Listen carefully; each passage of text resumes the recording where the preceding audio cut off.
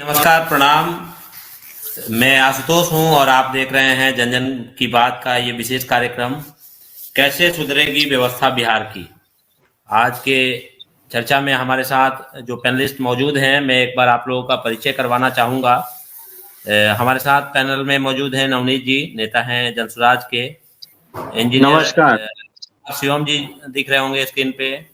Engineer Shivam जी एक विश्लेषक के तौर पे, राजनीतिक विश्लेषक के तौर पे हमारे साथ पैनल में जुड़े हुए हैं। सौरभ जी आपको दिख रहे होंगे स्क्रीन पे। Saurabh ji as a journalist जुड़े हुए हैं और जर्नलिस्ट हैं हमारे शो के। और प्रेम महाराज जी हैं, उनका नेटवर्क का कुछ दिक्कत हो रहा है। प्रेम महाराज जी एक सोशल वर्कर और पॉलिटिकल एक्टिविस्ट हैं। सभी पैनलिस्ट का धन्यवाद, आप लोग इस चर्चा में जुड़े हैं, आप लोगों का स्वागत है। जो दर्शक हमारे साथ ये कार्यक्रम देख रहे हैं उनको आप सभी को नमस्कार, प्रणाम। ये जन जन की बात की एक मुहिम हम लोग चला रहे हैं कि बिहार की जो व्यवस्था एक तरह से चरमराई हुई है, उसको बेहतर करने के क्या तरीके हो सकते हैं। हम इस चर्चा में अपने पैनलिस्ट ये चर्चा के माध्यम से इसके क्या सुधार का तरीका हो सकता है या सुधार के क्या उपाय हो सकते हैं, उस पर हम लोग चर्चा के माध्यम से एक सॉल्यूशन तक पहुंचने की कोशिश करते हैं। हम लगातार कई दिनों से ये चर्चा छपरा पे भी कर रहे थे कि कौन बनेगा छपरा का मेयर, उसमें वहाँ की समस्याओं को हम लोग निजी तौर पे शामिल करके और वहाँ के जो नेता है या वहाँ से जुड़े हुए जो इस बार के प्रत्याशी हैं उनके साथ हम लोग इसमें चर्चा करते थे। लेकिन ये शो हम लोग विशेषकर बिहार को लेके, पूरे बिहार को लेके चर्चा के लिए हम लोग यहाँ पे आज लाइव हैं। जो भी पैनलिस्ट जुड़े हैं आप सभी का बहुत बहुत धन्यवाद स्वागत इस कार्यक्रम में। मैं नवनीत जी से पूछना चाहूँगा। नवनीत जी, आप जुड़े हैं कई दिनों से हमारे कार्यक्रम में, आप लोग आ रहे हैं। आज का जो हम लोगों ने टॉपिक रखा है कि कब तक गंदी राजनीति का शिकार होते रहेगा बिहार। जो अभी करंट राजनीति चल रही है बिहार में, आप उससे अवेयर होंगे। लालू जी और नीतीश जी का जो एक गठबंधन है बिहार में, उसकी सरकार है, और उसके बावजूद भी जो बिहार की अभी स्थिति है उससे आप ऑलरेडी वाकिफ हैं। जनसुराज की एक यात्रा भी चल रही है, आपके नेता जो प्रशांत किशोर जी हैं उनकी एक यात्रा कई दिनों से चल रही है। बिहार बदलने की मुहिम या बिहार की व्यवस्था परिवर्तन की मुहिम लेके आप लोग पदयात्रा कर रहे हैं। तो मैं आपसे ये पहला सवाल रखना चाहूंगा कि आप हमारे दर्शकों को बताएं कि जो एक पदयात्रा जो चल रही है आप लोग की, उससे क्या स्थिति आपको लग रहा है कि बिहार की स्थिति सुधर जाएगी?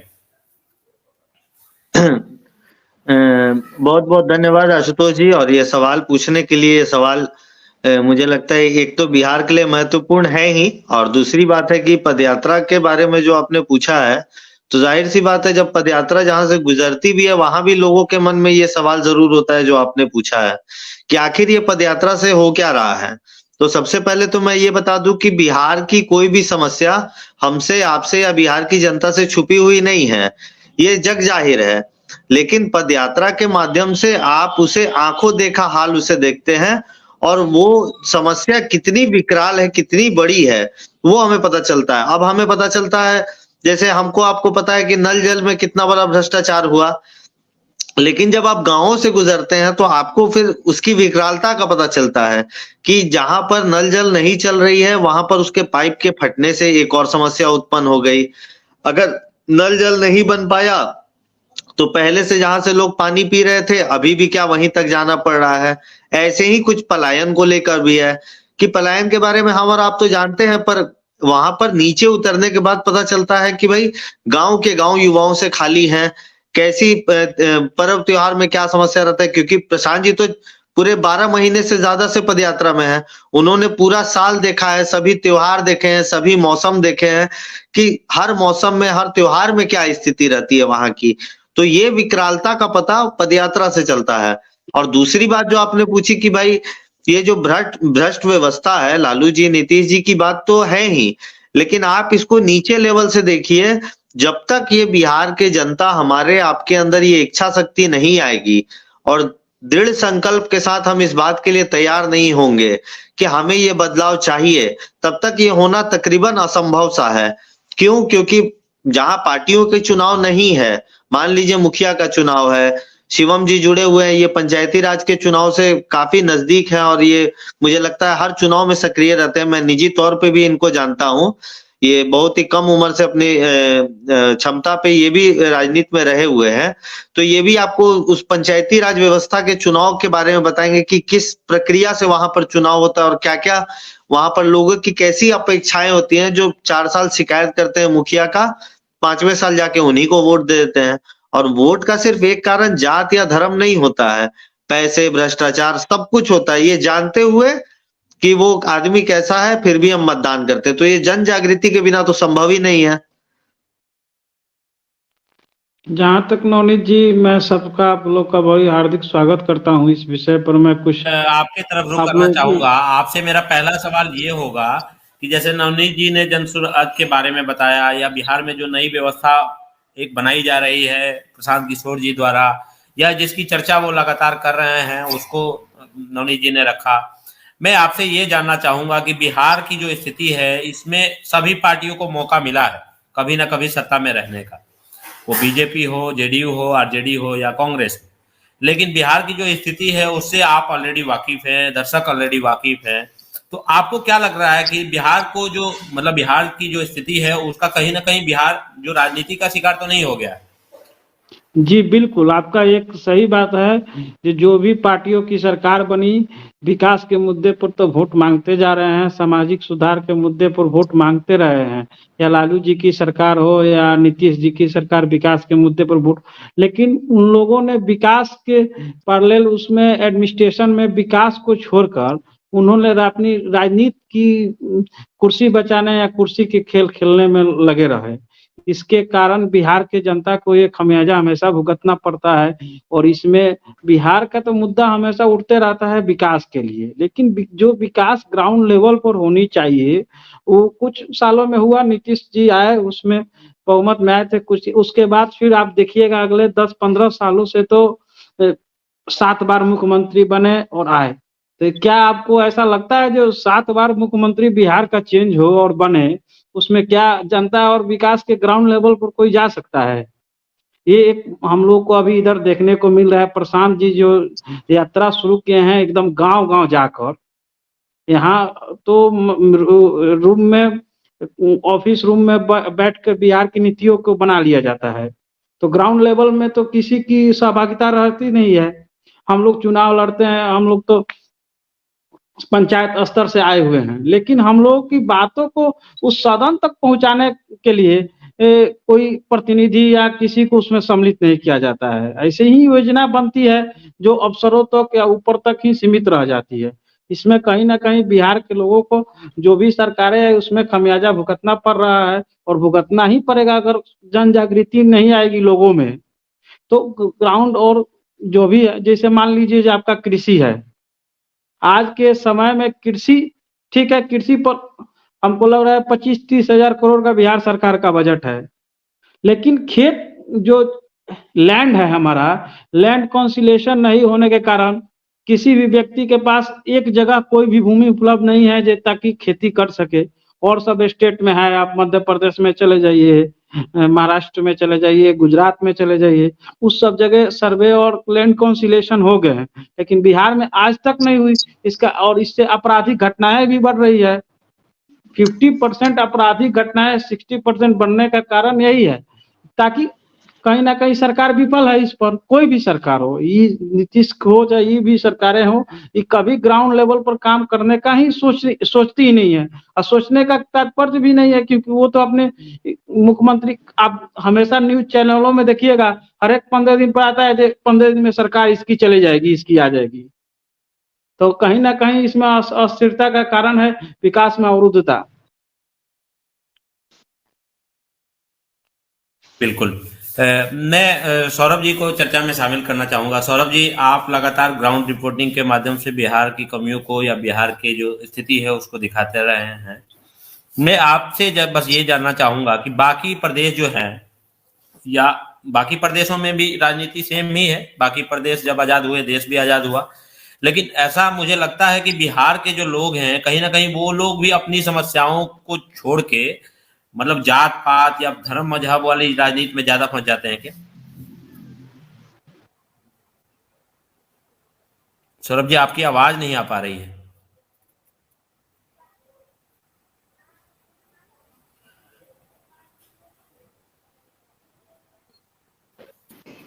ठीक है, मैं नवनीत जी के पास जाना चाहूंगा। सौरभ जी का आवाज का कोई इशू है, जब तक हम लोग कोशिश करेंगे इसको ठीक करेंगे, हमारे देखिए, टेक्निकल आप टीम जो इसको सवाल पूछे आशुतोष जी, मैं उसी का बताता हूँ। आज ही मैं जी अखबार में देख रहा था, शायद आज या कल, वो जो मध्य प्रदेश के मुख्यमंत्री हैं, वो भी पटना जी आने वाले हैं, मोहन यादव जी। अब आप ये हम्म। चीज देखिए कि अगर मध्य प्रदेश में कुछ अच्छा है और वो स्थिति अगर बिहार में खराब है, तो जाहिर सी बात है मोहन यादव जी तो उस पे चर्चा करने आ नहीं रहे हैं कि आप कैसे बिहार को मध्य प्रदेश जैसा बना सकते हैं, या भाजपा के नेताओं को ये सिखाने के लिए कि भाई बिहार में ये खराबी है। वो आ रहे हैं एक राजनीतिक कारणों से। तो यहाँ पर जो स्थिति बन गई है कि हर चीज राजनीतिक कारण से ही होने लगी है।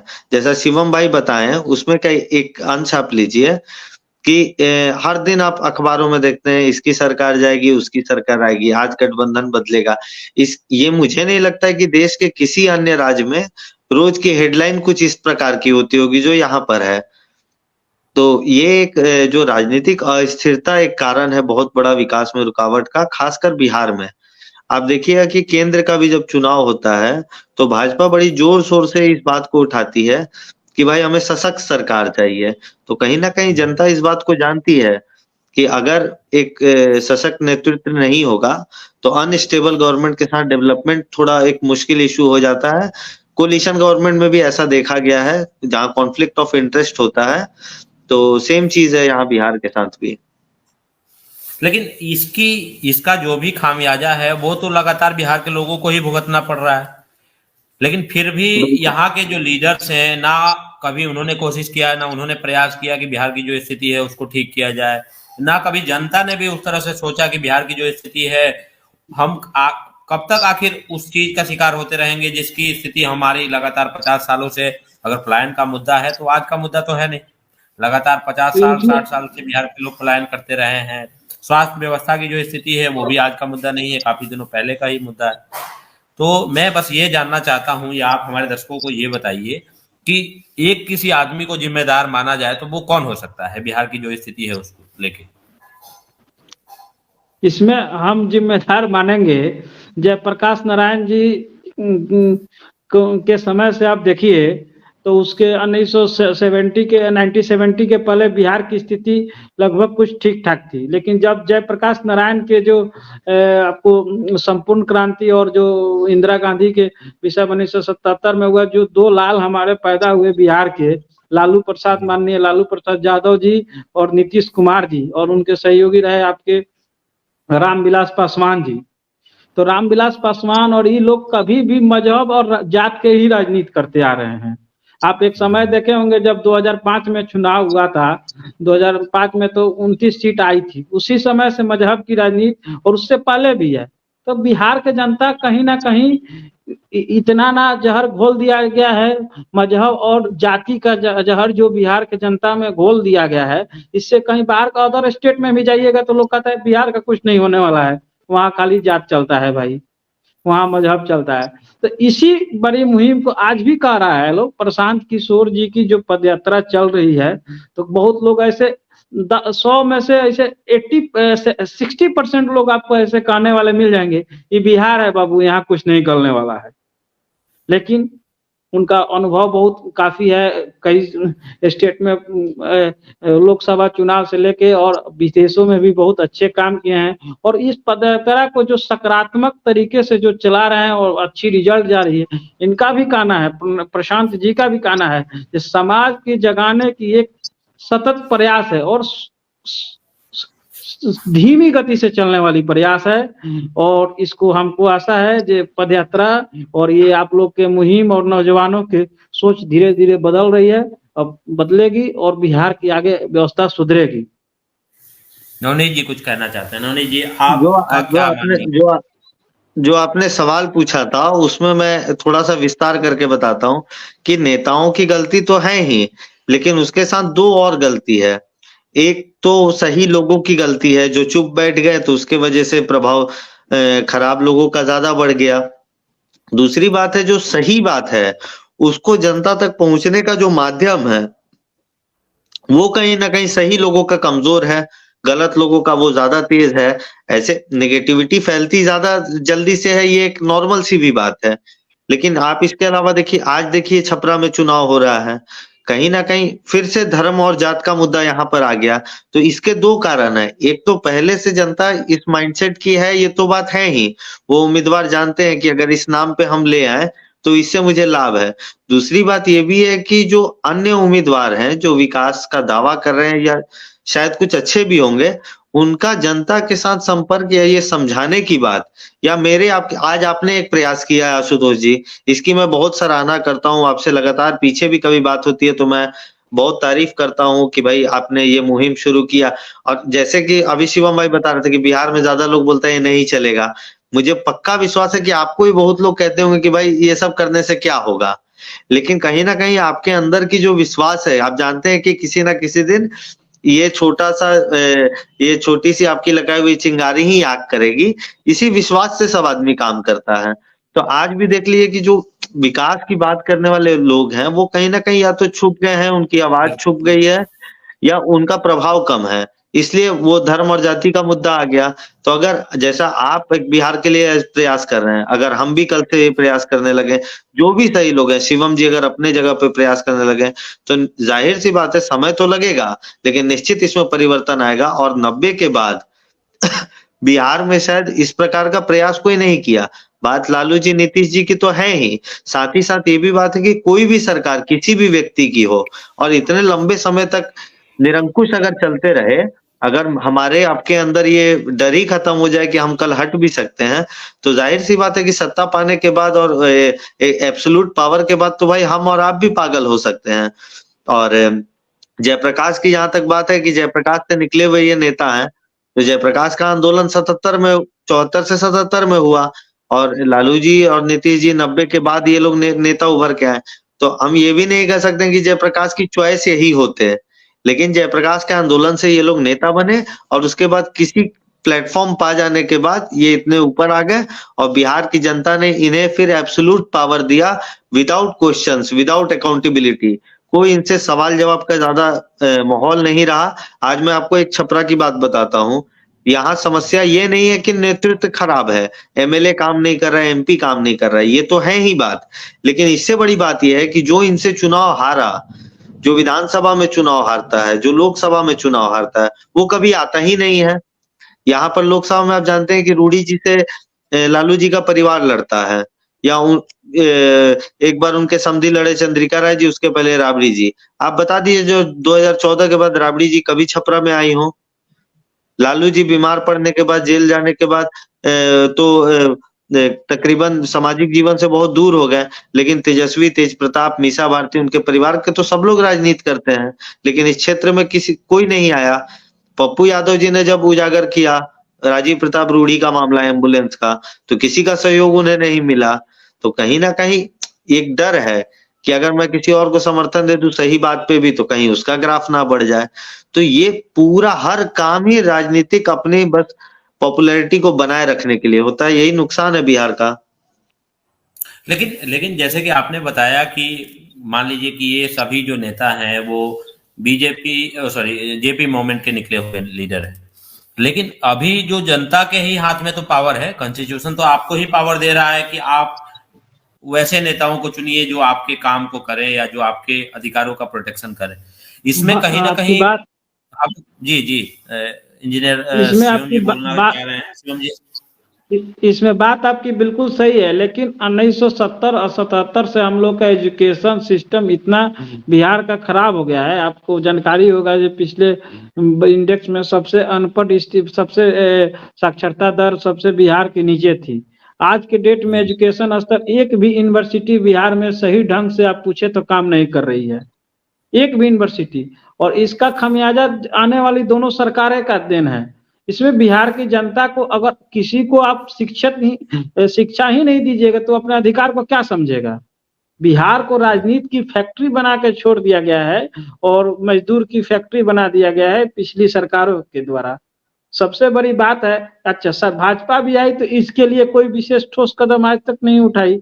कम से कम 10 साल शासन में रहती, हम तो कहते कम 5 नेशनल यूनिवर्सिटी भी आ जाता बिहार में, 10 नेशनल यूनिवर्सिटी भी आ जाता तो कुछ लोगों को रोजगार मिलता। कम से कम यहाँ 50% बच्चे भी तो उसमें दाखिला हो लेते, जो निकलते और बिहार के बारे में सोचते, उनके अधिकारों को समझते।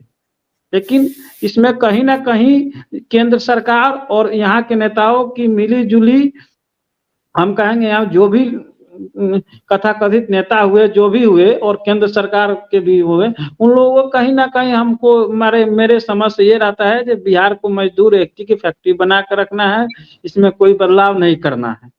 ठीक, शिवम जी आपने अपनी बातों को रखा। मैं नवनीत जी के पास जाना चाहूंगा। नवनीत जी से आपसे अगला सवाल रहेगा, हालांकि आप जवाब बाद में दीजिएगा, मैं उससे पहले सौरभ जी के पास जाऊंगा। मैं सवाल रख देता हूं आपसे कि मेरा अगला सवाल ये रहेगा आपसे कि जैसे कि शिवम जी ने बताया कि केंद्र सरकार की भी कहीं ना कहीं कमी रही है, या मौजूदा जो बीजेपी की सरकार है उसकी भी कुछ ना कुछ कमियां रही हैं, जिसकी वजह से बिहार अभी जो स्थिति है वो पिछड़ा है।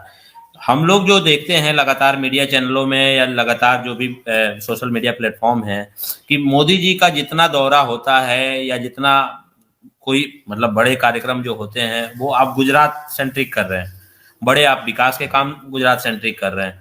तो आप आखिर जो राज्य सबसे ज्यादा पिछड़ा हुआ है आज की स्थिति में, उस पे तो आपका फोकस सबसे ज्यादा होना चाहिए था ना। तो आप काम करेंगे गुजरात में तो बिहार का विकास तो पॉसिबल है नहीं। और इससे पहले भी केंद्र में कांग्रेस की भी सरकार रही, तो कांग्रेस की भी तो कमी उतनी ही मानी जाएगी। बीजेपी और कांग्रेस दोनों ही फिर जवाबदेही होगी इस बात की। हालांकि आप इसका जवाब तैयार कीजिए, जब तक मैं सौरभ जी को चर्चा में लाना चाहूंगा। सौरभ जी आप अपना माइक ऑन कर लें। मेरा आपसे सवाल यही रहेगा कि बोलिए सौरभ जी। आप सौरभ जी, हम लोग आपका आवाज नहीं सुन पा रहे हैं, शायद आपका नेटवर्क या आवाज में इशू है।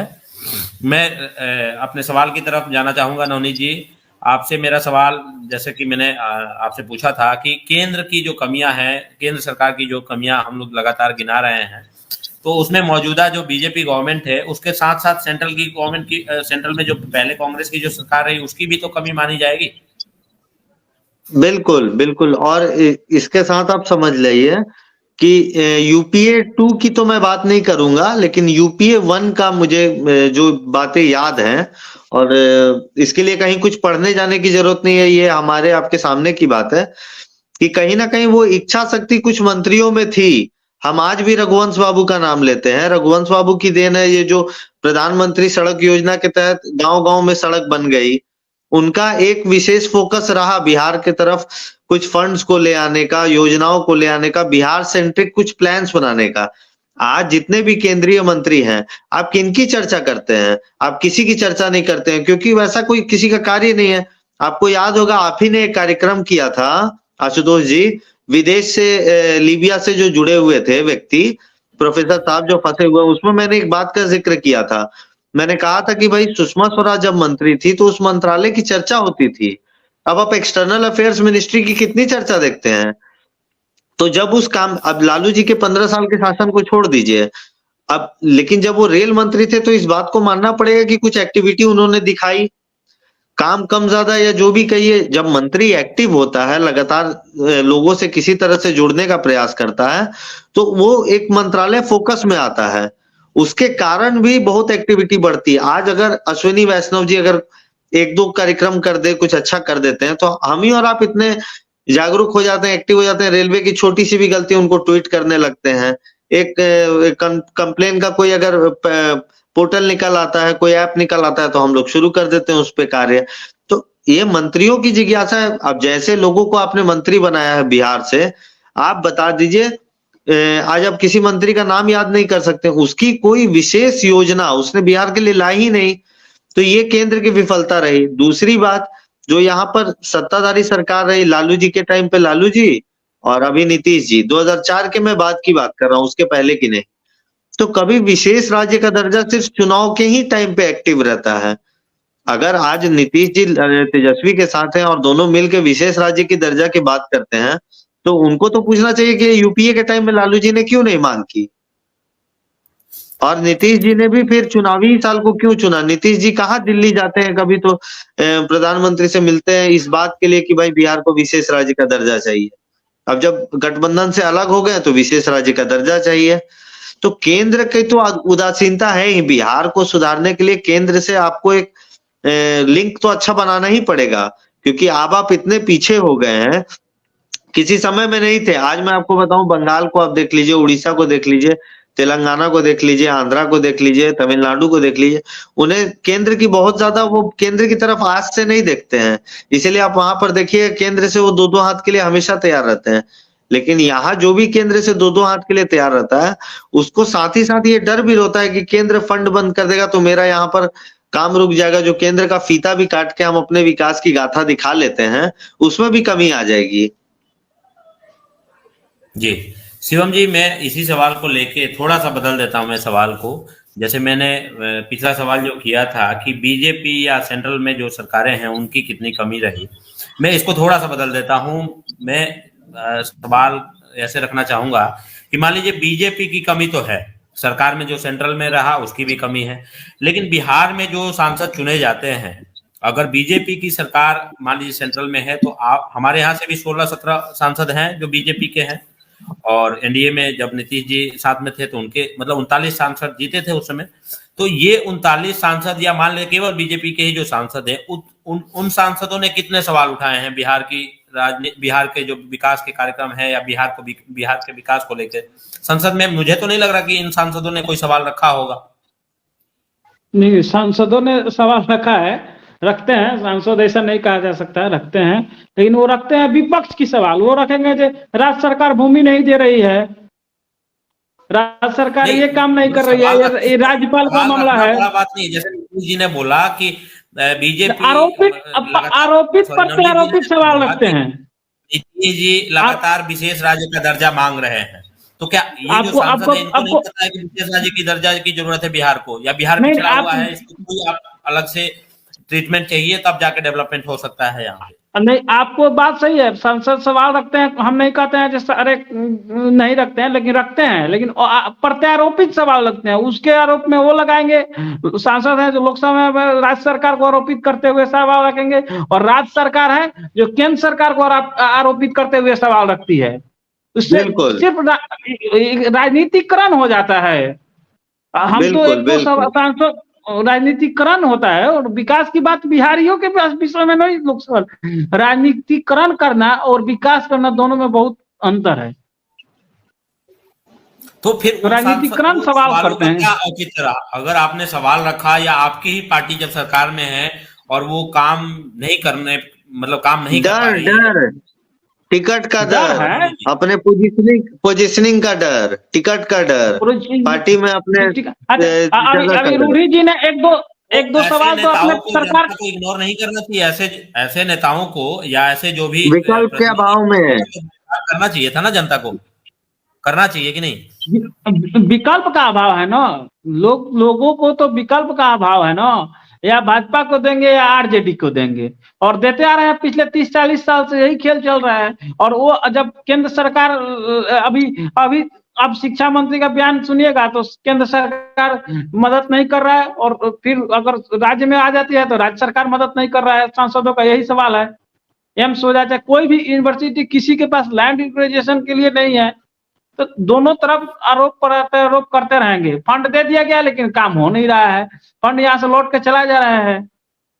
सबसे बड़ी बात है जो एजुकेशन, यहाँ उस विषय पर सबसे बड़ी बात है एजुकेशन नहीं है। इस बात को पब्लिक समझ नहीं रही है, सब आम पब्लिक, इसीलिए बलगला कर आरोपित करके और काम अपना राजनीतिकरण किया जा रहा है, काम किया जा रहा है। उसी तरह से बिहार चल रहा है। और देखिए, अधिकारियों का ऐसा शासन हो गया है, केंद्र हो चाहे राज्य हो, कि ऑलरेडी जनता के अंदर एक डर जगा दिया गया है प्रशासन को लेकर, अधिकारियों को लेकर, जो इसको भी जल्दी भगाना आसान नहीं होगा। अगर सत्ता बदल भी जाए तो ये जो हिचकिचाहट पैदा कर दी गई है, आप पुलिस के पास जाने के पहले जो घबराते हैं, जो अधिकारी से बात करने के पहले शर्माते हैं, इसमें बहुत समय लगेगा। ये तो पूरी व्यवस्था इन्होंने अपनी चापलूसी की राजनीति को बरकरार रखने के लिए, ताकि 4 अफसर जी सर कहते रहें, इसके लिए तो पूरे जनता को इन्होंने प्रशासन और अधिकारियों के आगे झुका दिया है। और पदाधिकारी कोई इज्जत नहीं करते हैं जनता की, जबकि जनता इस लोकतंत्र में मालिक है।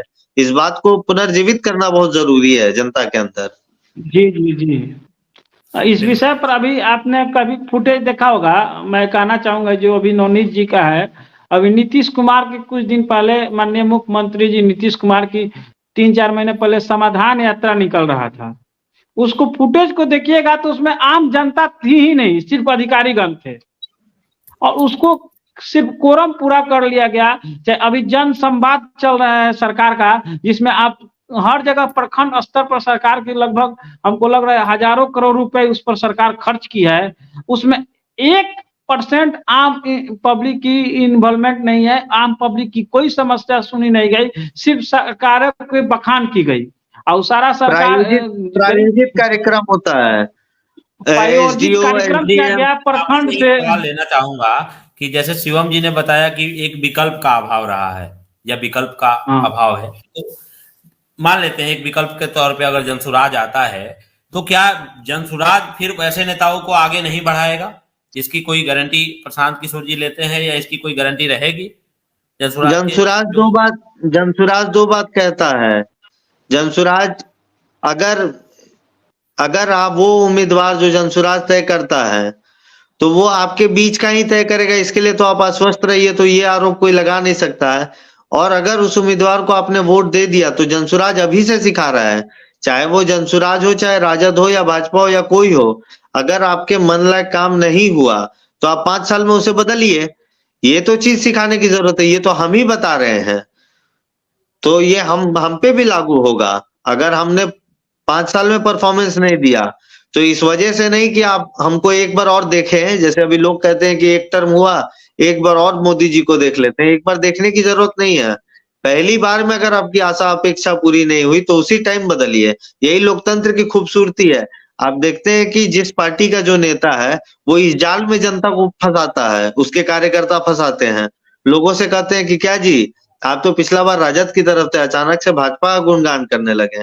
भाजपा वाला कहते हैं कि तुम ही तो मोदी मोदी कर रहे थे, अब अचानक से मोदी से नफरत क्यों? तो यही तो लोकतंत्र की खूबसूरती है कि आपको पलटना चाहिए। और बड़े बड़े नेताओं ने, लोहिया जी ने सिखाया कि भाई रोटी को पलटते रहो नहीं तो जल जाएगा। लेकिन पलटने वाली बातें तो हैं, लेकिन मान लीजिए कि जो पार्टियां विकल्प के तौर पे आती हैं वो ही अगर उन्हीं नेताओं को फिर आप टिकट दे रहे हैं, उन्हीं नेताओं के साथ आप आगे बढ़ रहे हैं, तो जनता के पास तो ऑप्शन के नाम पे आपने पार्टी बदला, सर नेता तो वही दे रहे हैं ना आप। नहीं, इस विषय पर हम कहना चाहेंगे। जी बहुत अच्छा आपका क्वेश्चन रहा जनसुराज के लिए। मैं नवनीत जी से भी कहना चाहूंगा कि इस विषय को ध्यान रखते हुए पार्टी बदलने से नहीं होता है, व्यवस्था बदलिए, उसके सिद्धांतों को लाइए। और नेता, बात आपकी सही है, नेता वो नहीं दे रहा, नेता जनता से लीजिए। इसमें शायद हम प्रशांत किशोर जी का इसमें है सही लोग, सही चोट और सामूहिक प्रयास। तो हमको जहां तक प्रशांत किशोर जी चाहते तो भाजपा के साथ भी बहुत अच्छे उनके संबंध है, चाहे और पार्टी के साथ आरजेडी वगैरह के साथ भी वो, लेकिन यही उनकी सोच है कि अच्छे लोगों को हम इस प्लेटफॉर्म पर ले आए।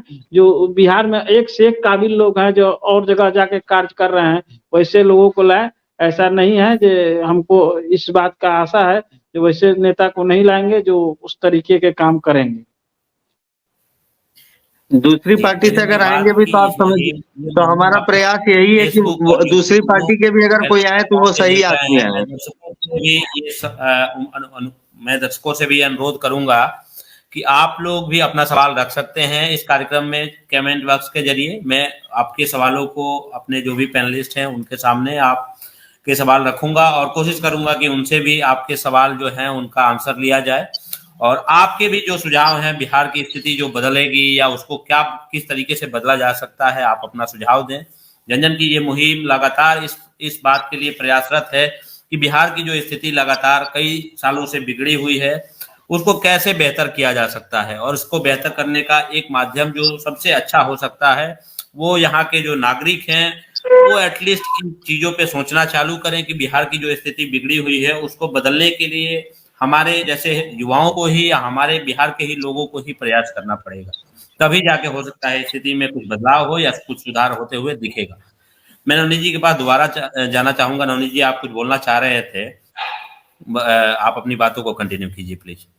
नहीं, मैं कह रहा था कि जनसुराज का यही प्रयास रहेगा कि दूसरे दल के भी जो सही नेता हैं, जो वहां घुटन महसूस कर रहे हैं, जिन्हें लग रहा है कि वो अपने तरीके से या अपनी सोच से काम नहीं कर सकते हैं। और ऐसी बात नहीं है कि ऐसे लोगों की संख्या नहीं है। आप देखिएगा आज भी जो सरकार में है, सरकार के खिलाफ भी कुछ लोग बोलने वाले होते हैं, कुछ नेता। वो कम बोलते हैं, ज्यादा बोलते हैं, लेकिन बोलते हैं। तो वैसे लोगों अगर वैसे लोग भी जुड़ते हैं जनसुराज के साथ, तो ये बहुत अच्छी बात होगी। उन्हें भी एक खुले में सांस लेने का, या उन्होंने भी तो अपनी जिंदगी समाज के तरफ कुछ बेहतर सोच करके लगाई होगी। अब ये तो परिस्थिति आज ऐसी बन गई है कि जो जितना बड़ा ठेकेदार, जो जितना बड़ा अपराधी, जो जितना बड़ा दलाल, उसको टिकट देने का हो गया। लेकिन इसके तहत कोई ऐसा नहीं है कि सामाजिक लोग नहीं है, आज की राजनीति में है। उनकी संख्या कुछ कम हो गई है, उसको जनसुराज बढ़ाएगा। जी शिवम जी, मैं आपसे बस जानना चाहूंगा कि आप छपरा से हैं और मान लीजिए कि सारण वाले इलाके को अच्छे से समझ पा रहे होंगे। सारण में एक बहुत बड़ी समस्या जो ये देखी जाती है, मैं पूरे सारण बेल्ट की बात कर रहा हूँ जो प्रमंडल माना जाता है छपरा, सिवान और गोपालगंज का।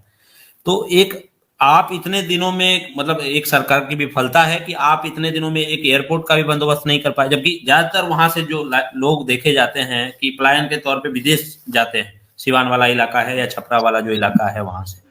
तो जो वहां के जो लोग हैं उनको एक एयरपोर्ट की फैसिलिटी अगर मिल जाती है तो उनका जो कामकाज है या उनका जो लाइफ स्टाइल है उसमें चेंजेज होगा, और हो सकता है कि वहां के लोगों को अवसर भी प्रदान हो, मतलब व्यवस्था भी, रोजगार के भी अवसर मिले। तो ये क्या कमी रही है कि वहां के नेता या सवाल नहीं रख पाते हैं, या वहां के जो नेता हैं वो इतना अवेयर नहीं है कि उनको वो परेशानी दिखती नहीं है? अब अभी आप ये जो बहुत अच्छा क्वेश्चन किए, इस पर मुझे एक बात याद आ गई कुछ दिन पहले की। हमारे यहाँ ट्रेन एक चलती है मशरक से पटना की, पटलिपुत्रा की तरफ। हमारे स्थानीय सांसद जी उस ट्रेन को शाम कोरिया स्टेशन पर स्टॉपेज नहीं था, जिसको उसने स्टॉपेज उसमें मंत्री से, केंद्रीय मंत्री से कह के करवा दिया। उस पे वो पूरा पीठ थपथपाए और उनका स्वागत वागत करवाए। तो यहाँ स्थानीय सांसदों की जिसकी सोच एक ट्रेन की स्टॉपेज करवाने के, एयरपोर्ट के बारे में क्या सोच सकता है और ट्रेन के बारे में क्या सोच सकता है। यहाँ तो सारण से जो मशरक जंक्शन है, छपरा जंक्शन है, 3-4 जंक्शन है, वहां से समुचित ट्रेन की व्यवस्था नहीं है। किसी भी ट्रेन का उठा के देख लीजिए, हर एक ट्रेन में टिकट फुल रहता है, लोगों को जाने आने के लिए टिकट नहीं मिल पाते हैं। वहां के सांसद से हम क्या आशा कर सकते हैं जो एयरपोर्ट के मांग उठाएंगे? लेकिन समस्याओं को अगर कोई यहाँ का नेता अगर उसको मतलब सॉल्व करने बोले, नवनी जी कुछ बोलना चाह रहे हैं? मैं ऐड करना चाहता हूँ जो शिवम जी बोले, और जो आपने सवाल पूछा था। आपने सवाल में कहा कि क्या वहां के नेताओं में इतनी जानकारी नहीं है। तो मुझे तो लगता है कि देश में अगर आप शैक्षणिक मतलब पूरी काबिलियत से देखें तो Limca book of world record में जिनका नाम दर्ज है, वैसे हमारे सांसद हैं जो वकील भी हैं, पायलट भी हैं, प्रोफेसर भी हैं और राजनेता भी हैं।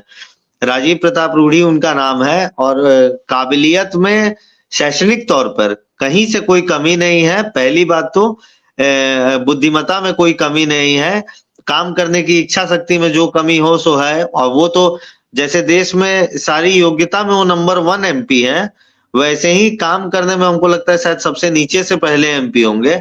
और दूसरी बात, आपने एयरपोर्ट का जिक्र किया, तो एयरपोर्ट से अब दूर, जैसे मैंने पहले ही बताया कि वो पायलट भी हैं। और दूसरी बात, अटल जी की सरकार में वो इसी विभाग के मंत्री भी थे, सिविल एविएशन के, नागरिक उड्डयन विभाग के। तो जब उस टाइम उनके दिमाग में ख्याल नहीं आया, तो आज के परिदेश में तो ये बात करना ही मुझे लगता है बेमानी होगी। जब खुद सांसद हमारे पायलट हैं और आप एयरपोर्ट का सवाल पूछ रहे हैं, और 1-2 बार नहीं, चौथी या 5वीं बार वो सांसद हैं। अभी तो 2 बार से लगातार है, जब केंद्र में भी उनकी सरकार है और वो सांसद भी है।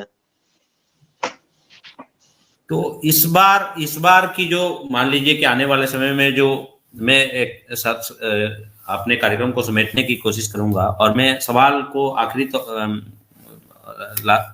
एक कमेंट भी आया है किसी दर्शक का। उन्होंने लिखा है कि बिहार के नेता चोर हैं लेकिन यहाँ की जनता भी अपंग हो चुकी है। मतलब उनका परिप्रेक्ष्य ये है कि लोगों ने भी कहीं ना कहीं हार मान लिया है कि जो व्यवस्था है वो बिगड़ी हुई है, उसको सुधारा नहीं जा सकता। शायद उसी के तरफ उन्होंने तंज कसा है। तो मैं नवनीत जी एक सवाल लेता हूं, फिर इसके बाद कार्यक्रम को हम लोग कोशिश करेंगे खत्म करने के उस पे रास्ते पे ले चले।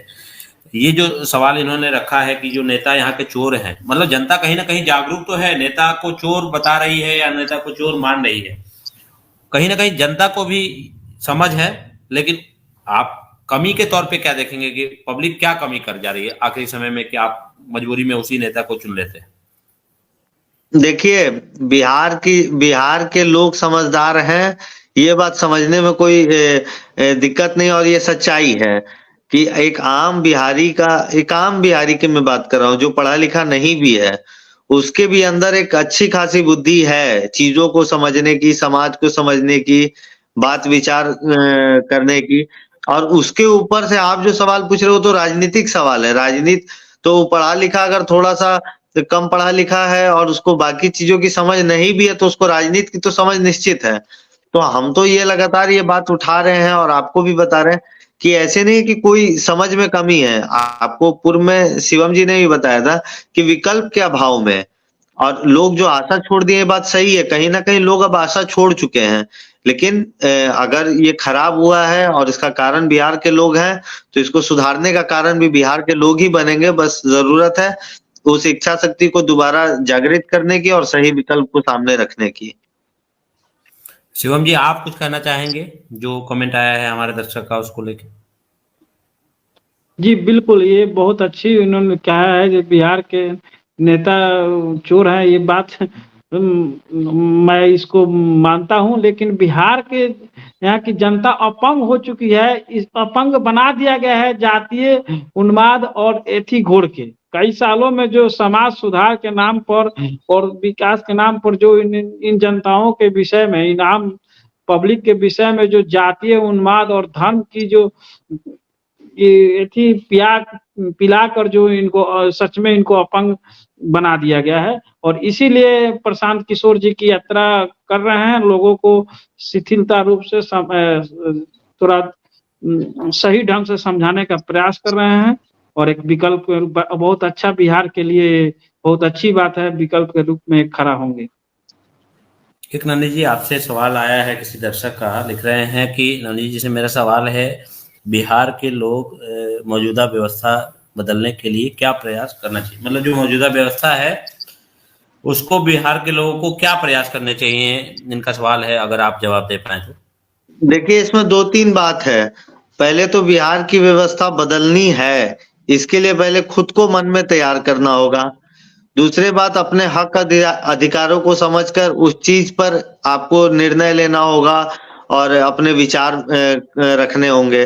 दूसरी बात, मतलब कि कोई भी पार्टी, कोई भी नेता के प्रति आप अंधभक्त मत बनिए, चाहे वो कोई भी नेता हो। आप उसके हर विषय पे अपनी सोच को मिलाइए कि वो सही है या गलत है। हमारा जो आजकल का ये जो प्रक्रिया हो गई है, अगर हम विधायक जी के फैन हैं तो 5 साल विधायक जी के फैन हैं, सांसद जी के फैन हैं तो 5 साल सांसद जी के फैन हैं, राज्य सरकार के विरोधी हैं तो 5 साल विरोधी हैं, केंद्र सरकार के समर्थक है तो 5 साल समर्थक हैं। तो ये अपने आप को गुलामी में मत बांधिए। अगर ये काम विधायक जी ने गलत किया तो गलत किया, ये काम सांसद जी का अच्छा है तो अच्छा है। तो इस चीज को तो हमको आपको एक बहुत बड़ा बदलाव लाना होगा, जो हम हर चीजों को ऑब्जेक्टिवली देखें। और इसके अलावा एक है कि हम बिहार को पहले व्यवस्था बदलने के लिए तैयार हों और चीजों को ऑब्जेक्टिवली देखें। और तीसरा, सही लोगों को वोट देने का प्रयास करें, अपने आप को प्रैक्टिस में लाएं। बात तो हम बहुत बात करते हैं। आज मेरे ही यहाँ चुनाव है छपरा में, मैं देख रहा हूँ धीरे धीरे एक बड़ी संख्या में लोग, मैं सबको तो नहीं कह सकता, लेकिन एक बड़ी संख्या में लोग जात पे और धर्म पे फिर से वोट देने के लिए तैयार हो गए। और उनमें से जो बड़ी संख्या लोग हैं, उनमें से बड़ी संख्या वाले लोग वो हैं जो जागरूक लोग हैं, जो 5 साल हर समस्या के बारे में फेसबुक के माध्यम से या आम बोलचाल चौक चौराहों पर खूब बात करते हैं समस्याओं के बारे में। और आज समस्याएं पीछे छूट गई हैं और वो फिर उसी में उलझ गए हैं। तो इसके लिए इच्छा शक्ति को जागृत करना बहुत जरूरी है। और उसके अलावा ऐसे लोग अगर आपको दिखते हैं तो उनको अपने साथ कम से कम जोड़िए। किसी पार्टी के साथ भले मत जोड़िए, किसी संगठन के साथ भले मत जोड़िए, लेकिन आप तो अच्छे विचारों वालों के साथ जुड़िए। आप खुद सही विचार वाले को नेग्लेक्ट करते हैं, तो उसके चलते जो खराब विचार वाले आपके इर्द गिर्द ज्यादा दिखते हैं। एक सवाल आया है, मैं आखिरी सवाल शिवम जी की तरफ रुख करना चाहूंगा। हालांकि कार्यक्रम हम लोग खत्म करना चाहेंगे, लेकिन आखिरी सवाल है शिवम जी, ये लिखते हैं शिवम सोनम राठौर हैं, ये लिखती हैं कौन हो सकता है नया बिहार में नया विकल्प। शिवम जी जवाब देना चाहेंगे आप सवाल का? आवाज आ रही है आपको?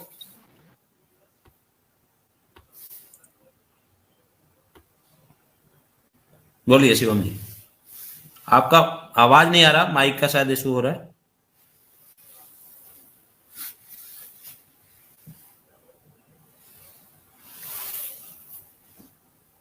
नवनीत जी आप, हाँ बोलिए, शिवम जी जुड़ गए हैं। शिवम जी जवाब दे सकते हैं आप इस सवाल का जो इन्होंने लिखा है कि बिहार में कौन हो सकता है नया विकल्प?